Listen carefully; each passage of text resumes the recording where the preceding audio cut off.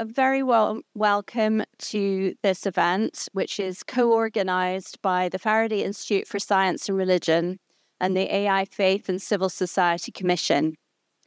I'm Sarah Parrott. I'm the Associate Director at the Faraday Institute. Just to briefly introduce tonight's organisers, the Faraday Institute for Science and Religion is a research and education institute founded in 2006. We do research, run courses, seminars and lectures, and work with schools, churches and the public to improve understanding of science and religion. We help people to explore life's big questions across themes ranging from bioethics to the origins of the universe and AI. We encourage everyone to explore how there is no conflict between science and faith, but rather how faith inspires science and science enriches faith. The AI Faith and Civil Society Commission comprises senior leaders from faith and civil society institutions around the world working together to harness the opportunities of artificial intelligence for human flourishing while protecting communities from harm. This evening, we'll be watching a 1-hour documentary film entitled The End of Humanity, after which there'll be a 40-minute discussion where we hope our panelists may be able to give us a brighter view. There will be opportunity for audience participation.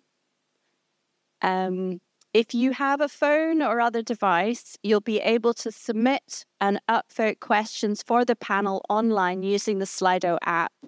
You can join directly using the QR code shown or by entering the short link faraday.institute/questions into your browser. This information will be shown again at the end of the documentary and was also included in the participant letter you hopefully received yesterday. I should take this opportunity to ask you to silence your phones. After the documentary, we'll move directly to the panel discussion. Graham Budd, our Executive Director, sends his apologies. He's unfortunately not able to be here this evening due to illness. However, we're delighted to have Trish Shaw as our panel chair. Trish is a solicitor and CEO of Beyond Reach Consulting Limited, advising internationally on AI and data ethics, policy, governance, and law. She has over 20 years' experience in this sector, so she's ideally qualified to lead our discussion this evening. So without further delay, the film will begin. Well, thank you very much, everyone. It's a joy and a pleasure to be here, and I hope you really got to enjoy some of the film. For those of you who haven't seen it before, I hope the majority of you. It's a pleasure to be here. I have seen the film before, surprisingly, but it's an honour and privilege also to be here with some esteemed panellists, particularly Dr. Nick Spencer. It must have been a bit strange to see yourself in the film. It's horrible. So just to give a quick round-up of who we've got here on the panel. You've heard about me, so with no further ado, we've got Dr. Nick Spencer here from Theos. We've got Dr. Claire Benn here from the Latham Centre for the Future of Intelligence. We have, I believe, then Rabbi Dr Harris Bor from the London School of Jewish Studies and also a barrister, another lawyer in the room, sorry about that. And then we have the Rt Revd Steven Croft, Bishop of Oxford. So real honour and privilege to be here. We've got so much intelligence and, dare I say, wisdom here on the panel to be able to unpack hopefully some of your questions and some of our own. And so I believe we have about 45 minutes to enjoy some interesting discussion, and really want to hear from the audience here today, because the whole point of a film like this is to be thought-provoking. It's not just to sort of think about a dystopian future. It really is to help us to, dare I say, wise up.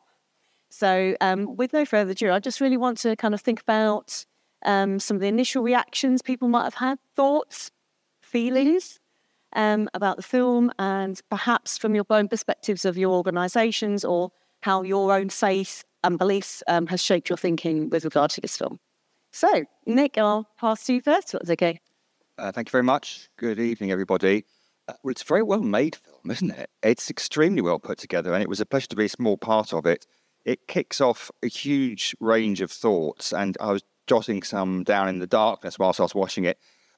It's got some very interesting reflections there on some underlying metaphysical issues. We might touch on those. It's obviously highly focused on anthropology, on what we think of the human. But we've been charged, or at least in some informal communication, to be positive, because it could be a bit dark coming away from this film. So I want just to focus very briefly for a couple of minutes on a couple of political thoughts that stem from it. I think we've been here before, if I can put it this way. I think Western culture certainly has gone through a very significant technological shift that left society completely transformed between about 1750 or 1760 and 1860, the first industrial revolution. Now, when human beings were alive, the average Briton in 1760, their life expectancy was about 39 years old.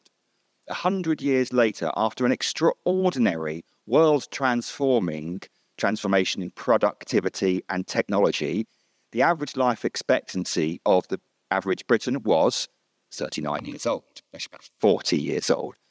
Very interesting that it's an illustration that technological development and significant progress, productivity and so on and so forth, does not necessarily translate into human progress. But it did in the following century or so. And it did, I think, for three reasons that I want to briefly highlight that I think are highly relevant to this new revolution that we're facing.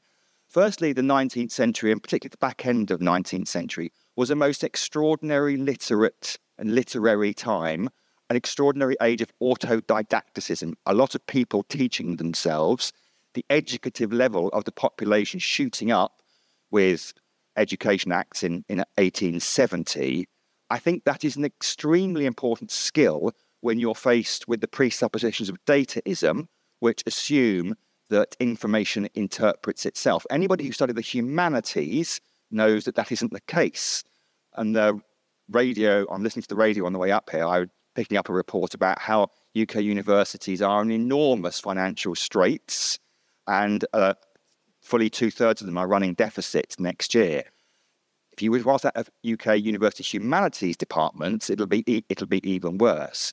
I think we need a significant investment and a concentration of humanities, because they teach people how to think, and in this instance would help them to teach them to think through some of the simplistic suppositions of dataism. So that would be my first point, humanities. The second point is one of the things that transformed the impact of the Industrial Revolution on human lifespan, on human health, was the trade union movement. Now, we know that the trade union movement had many faults to it, but the connectivity and the campaigning affected by trade unionism in the 19th and the 20th century radically improved the life of many of people who had been left behind by that particular revolution. In the early 19th century, trade unionism was essentially illegal. The late 19th century, it was permitted, and by the beginning of the 20th century, it was more or less in government, or at least it was shaping the Labour Party. It is no accident that trade unionism is on the wane today. I don't particularly want to make a specific case for that, but one of the antidotes to being left behind is connectivity and action. Third point, democracy. I'm a very big fan of the economist Amartya Sen, who was principal of Trinity here. He made the point that there has never been a full famine in a fully functioning democracy. The last famine in India was the Great Bengal famine in 1943. Since then, or since 1947, 48, when India achieved independence, there hadn't been a famine. Why? Because India was a functioning democracy, and it's very difficult to run a functioning democracy when you have millions of people starving there. The signals given by people is that if you cannot feed us, you cannot be in power. And I think that is going to be absolutely essential in the 21st century. We can talk about the techno-utopianism of Musk and the others. Any government that is prepared to sustain mass unemployment and mass poverty and inequality should, in a functioning democracy, be voted out of power. And so I think that the health of democracy in the light of this is more important today than it has been for a very long time. Yep. Claire, do I use the microphone? Have you got up in the film? Okay. Thank you for having me. And so one of the things I really enjoyed about the film was the emphasis it has on the role of narratives. I think this is absolutely key in understanding the way in which the imagination that we all possess can help to really determine the futures that we think are possible, the things that we think are imminent, the things we want to aim for, and the things we want to avoid. But what I found the film also did, though, was run together a lot of a family of narratives. And these are often put together. For example, Elon Musk, I think, kind of ticks the box for many of them. But I think it's also important to keep some of them distinct. So here are some. So there was discussions of obsolescence, about the impact of a post-work future, concerns about inequality and power dynamics, reductive quantification, where everything that is real is what can be measured, illusions of consciousness, techno-solutionism, and transhumanism. But like other members of other kinds of families, then while these are related, they are also importantly distinct. And I think if we're going to provide critical analysis of some of these views, it is important to look at the ways they're related and the ways that they are not. So take, for example, transhumanism. It brings together a whole bunch of very different kinds of understandings. So one kind of view of transhumanism, the view that the transformation of life as we know it, is that such transformation is inevitable. And that might be a kind of a techno-determinism, that from where we are now, just the trajectory that we're on will lead us from here to a place where we have transformed life as we know it. On the other hand, however, many accounts of transhumanism do not think that that picture is inevitable, that they do often portray it as desirable. In this case, then, the utopian normative version of transhumanism is going to be making it fundamentally different kind of claim to those that are more descriptive or predictive. And the critiques we have of those might well be different. We might challenge it as inevitable, but those kinds of arguments might not touch the people who propose it as nevertheless desirable. And in fact, even under the understanding of transhumanism as desirable, there are very, very different kinds of transhumanism visions incorporated under that. So we heard some through the movies. So some involve extinction, the idea that there'll be a post-human world where humans no longer exist. That sounds necessarily dystopian, but it can often be portrayed as in fact desirable. Perhaps this is the next stage of evolution, right? This is the next point of the evolution of intelligent beings. We were one, we will no longer be there, but this is a natural trajectory of progress. Another kind of account of transhumanism is about transcendence. So it's not a world in which humans no longer exist, the one but extinct, but instead where we can leave the bodily behind. We can leave behind this mortal coil. So lots of narratives about mind uploading, becoming one with the cloud, leaving behind this body and taking our consciousness into the digital fall under that. And finally, there are things like augmentation, where instead of leaving behind the bodily, it's looking at how we might have biologically based life extension. This might be through merging with technology like cyborgization, or it might be something more akin to bio. But why these things are different is important to consider. Augmentation approaches tend to focus on the individual. How can I overcome death myself? What changes can we make to individual human bodies? Transcendent theories and approaches tend to focus on the social.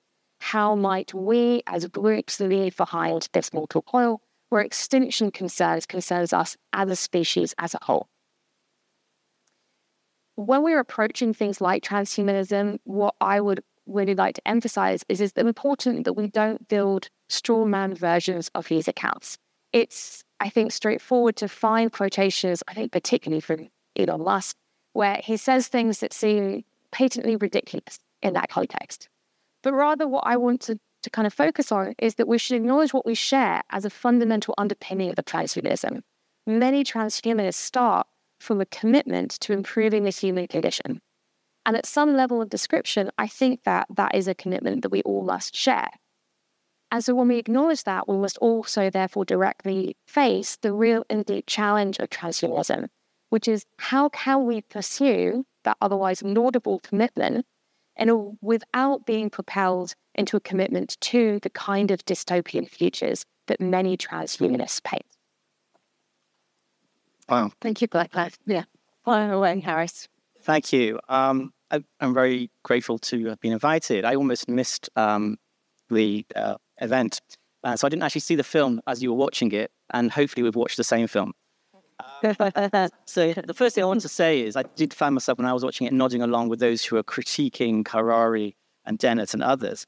And I do indeed reject Harari's dataism, and I am disturbed by the idea that consciousness is a mental byproduct and serves no practical purpose or is a kind of illusion.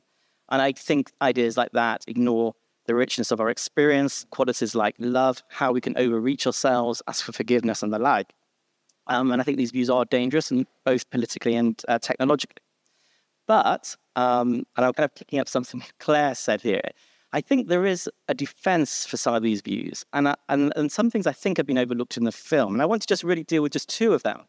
And so the first sort of defense of dataism, as it were, or the algorithmic view of the human being, is that actually we are a little bit algorithmic, or quite a lot algorithmic. Maybe not totally, but we are. And we may often forget how good science has been to us. You know, take, for example, the notion of plague. You know, we once may have thought this was a punishment from God. But science has taught us that actually you can have a plague, you can have a vaccine, and that you apply certain principles and laws and you can get a vaccine. You know, take happiness. This is a domain, again, which religion dealt with, but actually science has helped us a lot. We know quite a lot about what makes us happy. Being with other people, eating well, exercise, having sleep. And AI can help us achieve these goals. We can track how much sleep we have, how many steps we do, and all the like. And so we are algorithmic, and you can see why someone who embraces a scientific worldview, and indeed the successes of science, would say we need to just make more of this and do more of this and create this model of efficiency. So that's defense number one. The second defense, that's my second point, and really one again which I think the film does overlook, but Claire did touch upon it, and that is in some of these views, particularly Harari, and Sam Harris makes an appearance there, particularly him as well, there is a spiritual aspect to this. And indeed, for people like Harari and Sam Harris, religion and its fictions have caused immense harm. And I think we can all agree, actually, religion has caused harm. And so for them, and indeed Sam Harris made it his mission, liberating us really from these things is valuable. And one way to do that is to abandon the stories that we tell ourselves, the fictions, right? The illusion that we live under, according to Harari. And another way is really to negate the self. And this indeed is a mystical ideal within, certainly my religion, Judaism, within the mystical tradition, there is a notion of nullification of self as an ideal. And to some degree, I really sympathize, and I'm attracted to people like Sam Harris because he really lives this non-dualist type life. But, so that's on the defense of them. But I think the mistake that they make is actually that they seem to think that is the end goal. Whereas actually, I think within the tradition, the established religion, certainly in mine, it is just one aspect of life. And I think the fact they do that leads to very binary thinking. So you have this choice that's been presented at the beginning of the film. We become obsolete. In other words, we become nothing, or we kind of become transhuman and we exceed ourselves. What I think religions show, which is a question Trisha asked, is actually that we exist in that middle ground. We're neither nothing, nor are we superhuman and godlike. And it's that middle space where the flourishing takes place, where I think the wisdoms and traditions can really help. So, thank you, Harris. Thank you. Really good to be here, and I'm really pleased that you made me watch the film. I watched it last night and today. No disrespect to anybody who's in it. All the contributions were really interesting in themselves. But I have to say I found the film really irritating. and more irritating the second time I saw it than the first. So let me say two things that I think are positive. The first is I really, really believe we're in a much bigger conversation about artificial intelligence and technology and society, and it needs to be a three-cornered conversation. What the government have tried to do recently is engineer a bilateral conversation between governments and tech companies. It needs to be a much wider three-cornered conversation with all of us and civil society. So I really welcome anything that stimulates that debate. And secondly, I really believe the film is asking the right question, which is at the heart of all these debates, which is what does it mean to be human, the question of anthropology, and the contrasting views that are there. So I think those two things are really good about the film. What doesn't resonate for me is that it doesn't reflect the conversations in which I've been involved over the last 8 years through my role in Parliament about what's actually happening in artificial intelligence and its application. Artificial intelligence is a much more complex thing in its present deployment than was communicated by the film. Any approach to it has to take a nuanced view. There are many present benefits of artificial intelligence which are making a significant difference in medicine and automation, which we should welcome. I didn't see much that was coming across that was positive. And there are many, many acute and present harms, which are not something that might happen if ever we reach the point of a singularity and artificial general intelligence, but which are actually shaping and reshaping people's lives today, most noticeably online harms and the online world of social media and fake news, but not exclusively. So this is not a future thing that might happen. This is a present thing which calls for a sophisticated dialogue now, in which I think we all should be involved. I think it was Claire referred to the dangers of building up straw people in the arguments. I think the film takes Harari much, much too seriously as a thinker, really, but also not seriously enough in not presenting a proper critique of the ideologies which are there, which I think need to be analysed very carefully and demolished. There was one reference to Shoshana Zuboff's work and a deconstruction of the commercial models, the roots of social media. I think that needs much more exposure. So in one sense, it didn't go far enough. In another, it put some ideologies in an uncritical way on a pedestal in a way that made them falsely representative of the wider industry. No, thank you very much for each of your kind of early first reflections. And just to kind of summarize my own thinking, that I absolutely agree. The whole point of today, I believe, is to have that civic discussion, to bring some of these issues out in the open, to really then think about what a good future looks like for us and how we can work towards that trajectory. I do agree, in terms of the film, that there's a lot that it highlights to us. I really loved what Nick mentioned in terms of learning from our past. I think we do need to do a lot more reflective practices as a society to say, we've been here, folks, let's not repeat history, and really think about, the role that civil participation, civic participation, representative societies, democracy, and to how we've previously treated and responded to technologies in the past, what we've got to learn of those things as well.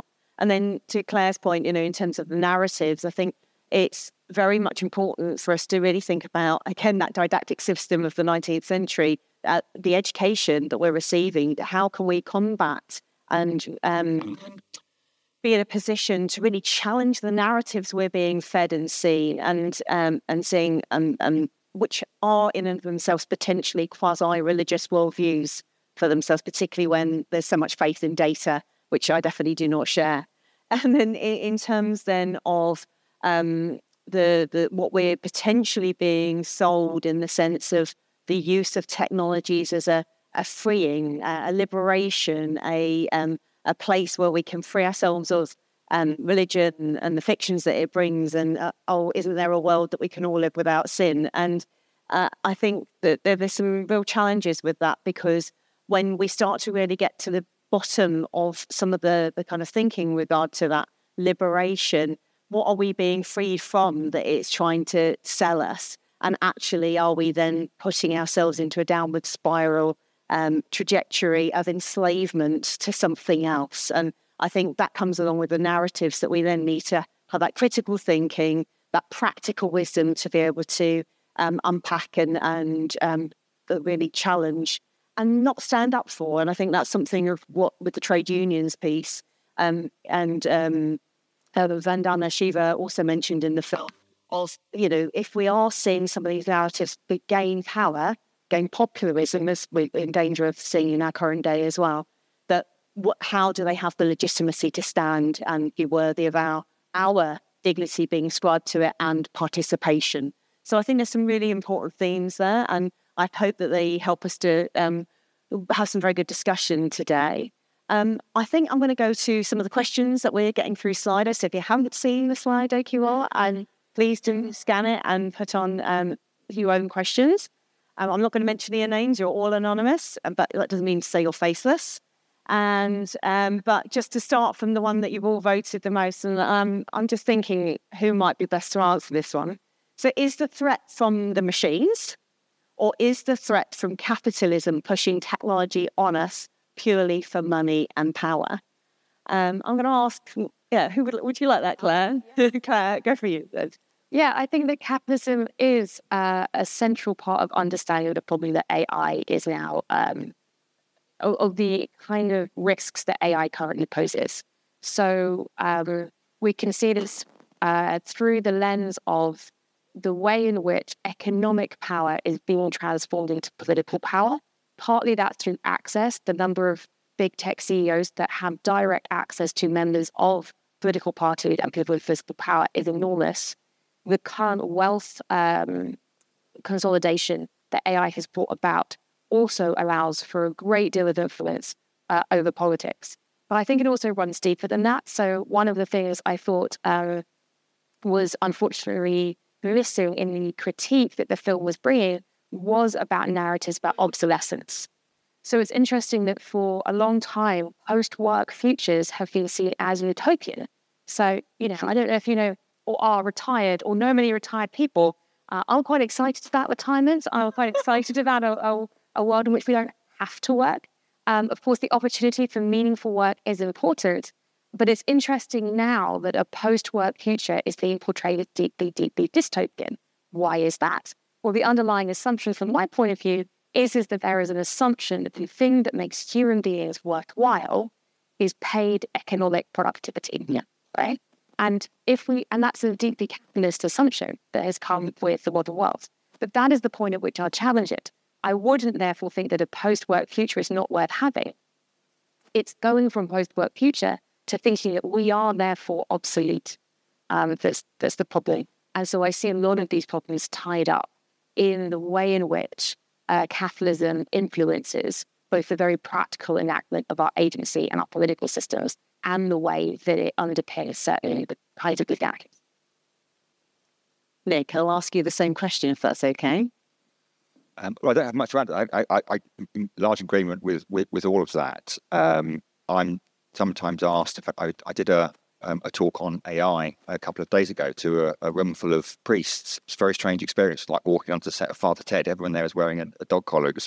They asked some very, very perceptive questions along the lines of, is this stuff a threat? And my answer to them, which it tends to be, is I'm far more concerned with the way in which people are using AI, both as users ourselves, but also as people who produce it, so to speak, as it were. So, we have had an extraordinary year of democracy this year. I have to be honest, I actually thought that deep fakes would play a greater, more deleterious role in elections around the world than they seem to have done. That isn't a reason for being complacent, but it's just to underline the fact that I am less concerned with the machines taking over, apropos the question, than the way in which we might be able to use technology to nudge and control and persuade ourselves into making choices that are actively harmful.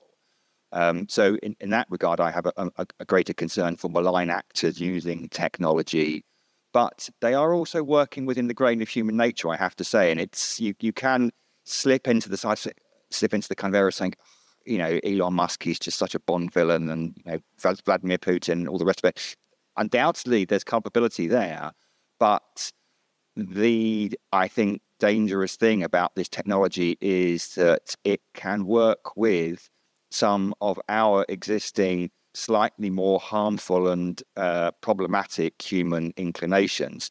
As anybody who's ever spent any time on social media will find out. You find yourself scrolling and you find something in your timeline and you look at it and then you think, why did I do that? But it feeds you a lot of what you sometimes seize on. So I think that we are not, as consumers, entirely innocent in this whole enterprise. Stephen, you have anything to add on that one? Thank you. Both really interesting answers, and I agree with them.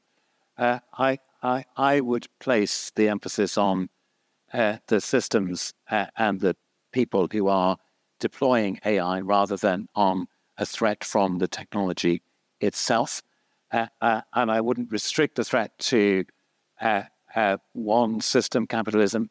This is a global technology. It is being deployed in non-capitalist societies. And you can see some of the different effects in the contrasting attitudes to regulation and restraint of technology. If you look at, for example, what's happening in the United States, where there's a reluctance to legislate in Europe, which is becoming more and more robust in its regulatory framework, the United Kingdom can't quite decide where it is in this, as in so much else, but in Europe and the United States. And then in China, when, as far as we know, there's a completely different system applying really. But I think on the whole, it's not the technology for me is neutral. It's the ways in which it is being deployed, which we need to be taking good care about. Last but not least, I would ask Harris, because I don't want to make you feel left out on this first round of questioning. Oh, that's very sweet of you. I'm just going to try and add something to what's been said. I think it's worth actually distinguishing and reminding ourselves that there are different types of risks. So there are short-term risks, bias, transparency, manipulation, things that are around now. Midterm, perhaps the work, the losing our jobs and machines taking over. And then there's the long-term existential risks, the singularity, and the very, very long-term, perhaps. Where do companies come in, corporations? There's a feeling that actually companies focus on the existential risks and want us to focus on those risks, almost to distract us from the short-term risks. So I think, when we're asked who's to blame, I think that's one aspect that I think is worth highlighting. On the post-work world, Claire was saying perhaps our attitudes have changed and we see ourselves as being economic beings. But then the question also is, if machines are creative, which they seem to be already, then what we're going to do with all the spare time? How are we going to create something? But actually machines can do that. Are we going to look after the poor and the needy and the elderly? Well, robots are being designed to do that. So, one big question would be in that context, what is left to us, and what should we be doing with our time when everything is taken care of? Absolutely. And I think in terms of the world of work, I think we are seeing in the UK particularly the likes of the Good Work Initiative and Institute for the Future of Work. So I think there are initiatives coming about to really make us think about what should good work look like for the future. But for me, that question is about answering the bigger issue of a systemic issue, maybe, of the lack of accountability and responsibility taking, whether that be in terms of the machines that are being made and created by human hands or automated hands and programmed by humans, and obviously then the money making and the power that sits behind it also imbued and embedded and embodied in human beings as well.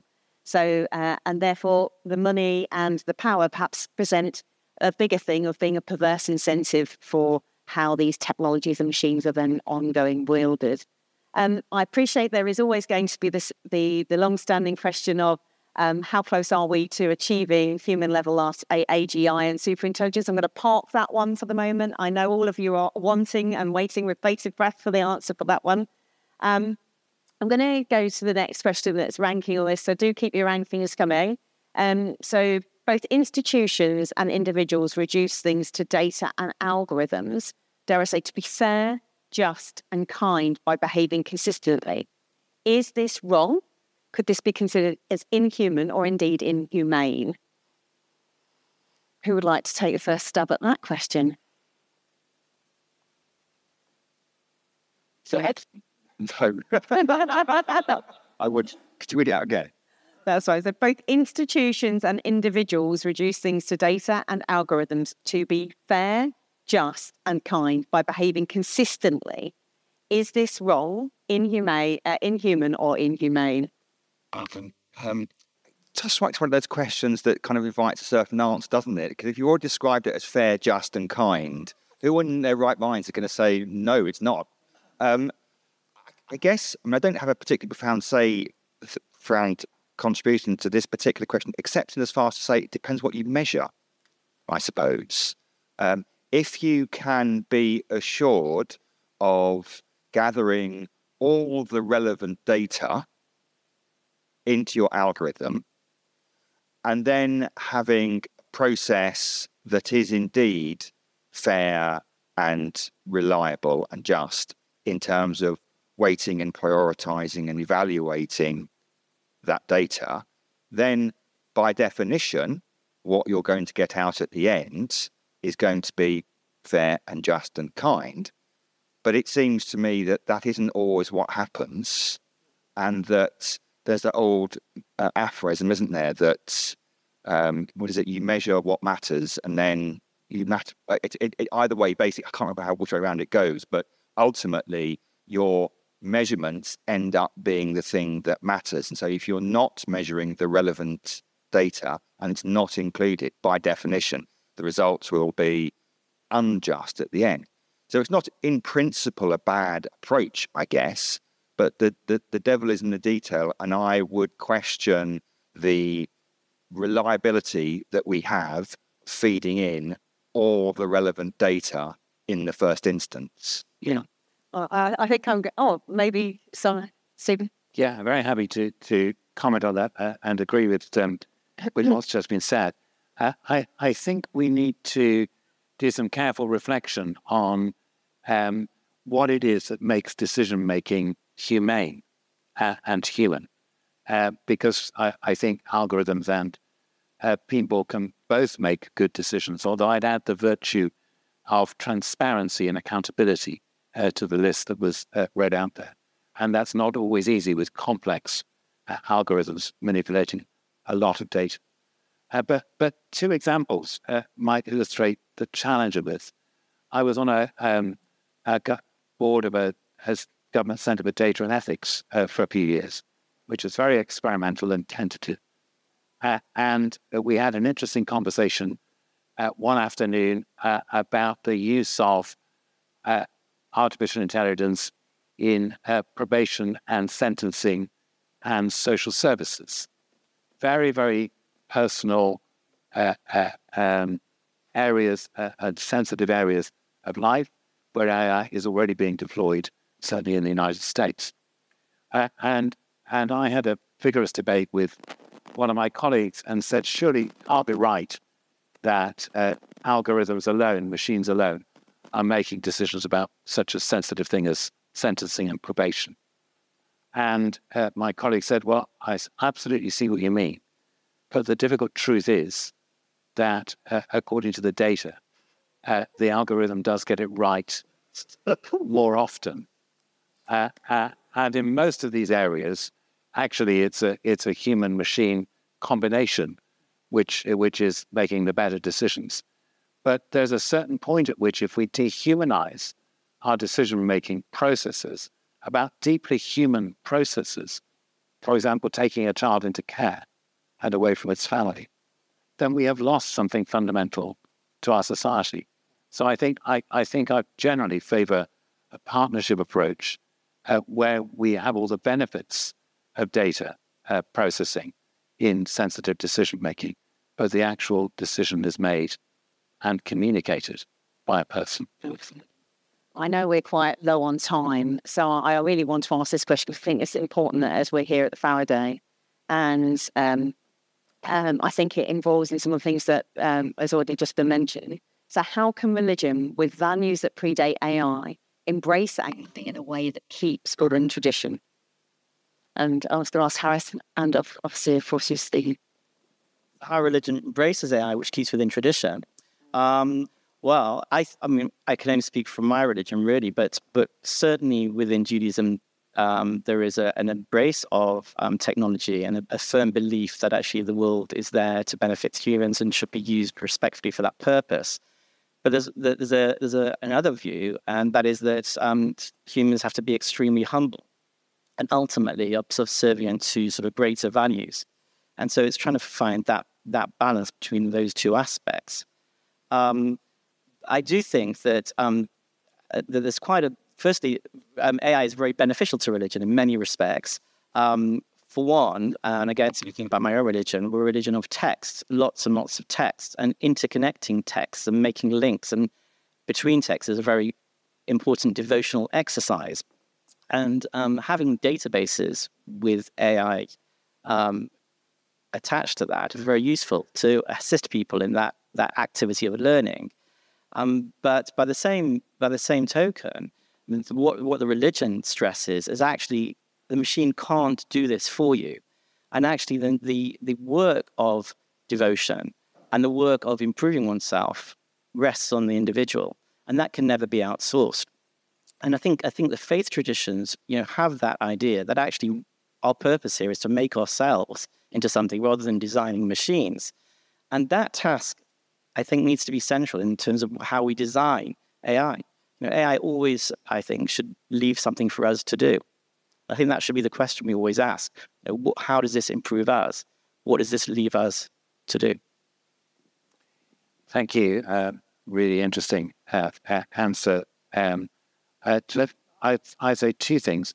In terms of church communities using and deploying AI, my general steer has become to churches is to seek to be as human as possible in all your interactions. And if you have a choice, steer towards more human interaction and contact and less automation and remoteness. And that, for me, has been one of the lessons of journeying through lockdown and emerging for the church. Secondly, I think the central question raised by AI and what first drew me to become involved in this area as a very much non-specialist is this question of what it means to be human is the central question which is raised. And I believe all the faith traditions have been reflecting for a very long time about that question. But the Christian tradition in particular dares to believe that Almighty God, the maker of heaven and earth, became a human person, became a human being. And that is an astonishing and enormous contribution to the world's thinking about what it might mean to be human and to the dignity that possibly flows from that and to the representation of humanity which Christians believe is found in Christ, which is not a representation of someone who's powerful and autocratic and controlling and as a measure of worth, but someone who is humble and meek and willing to suffer and continually re-enchants our vision of the world and of creation. So that for me is a profound truth that we as Christians need to have the confidence to bring into all of the debates around AI. No, I'd agree. And I know I'm being told time out here at the front. But just to kind of wrap up on this is that I think something that having a faith, a Christian belief in my case, brings a sense of purpose, a sense of hope for the future, one that's not dystopian. It provides a clear definition of some of the things that have been asked about justice and fairness and dignity that then informs our understanding of kindness and perhaps with justice and fairness, the idea of equality and equity in the individual case. The Germans have a lovely word, Einzelfallgerechtigkeit. So just to bring that in there. So I think that there's a real sense of we are individual, we are unique, and we cannot be treated in a bland, one-size-fits-all fashion, which we know algorithms can have a risk of doing to people. So I suppose this is a final question for everybody, and perhaps to go home with that and think about as well, as time is to be wrapped up. But if this world is looking for us to be 100% human beings, full of purpose and doing what we're supposed to be doing, and we are in the driving seat of that, what does a good future look like? What does a future full of dignity and full of hope look like? And what's our role in creating that? And if this is our time to do something and something truly worthwhile, the question to each and every one of us is, what is that we need to do to make that happen? And with that, thank you. A huge thank you, Trish, for chairing, and for each of our panelists. It's been such a marvelous discussion. We could have gone on for twice as long. But thank you so much for battling through traffic jams to get here. Yes, really grateful. And thank you for the audience as well for posing the questions we discussed. I'd like to thank the AI Faith and Civil Society Commission for co-sponsoring this event with us. We thank the filmmakers for letting us show the documentary this evening. If you have enjoyed this event, please do look at our website, sign up for our newsletter, and you'll see other events that are coming up. The next termly public event here at Emmanuel will be next year in March. We'll have a lecture and discussion with Professor Penny Endersby, who's CEO of the Met Office, and she'll be speaking on Thursday, the 27th of March, as part of the Cambridge University Festival on following the science, trust, and truth in a post-truth world. Something else to go home with tonight. So thank you so much for coming, and hope to see you again soon.